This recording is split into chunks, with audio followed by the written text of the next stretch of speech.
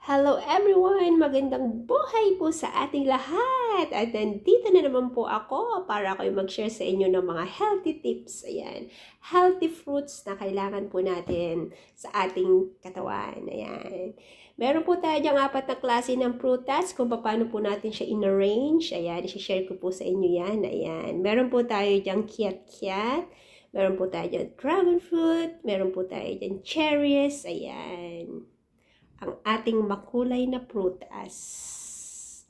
At maraming salamat po always sa mga nag-view, nagsusupport sa aking mga simpleng upload na sinashare sa inyo. Sana po is nakaka-share po ako ng simpleng bagay po. Ayan.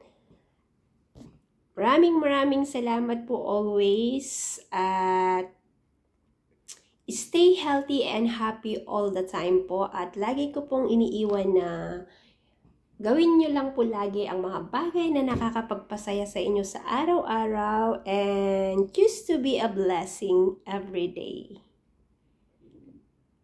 Ingat-ingat po kayo lagi. Nasa man kayo naroroon. At alagaan po natin ang ating mga health. Ayan. Eat more fruits and vegetable po lagi. Ayan.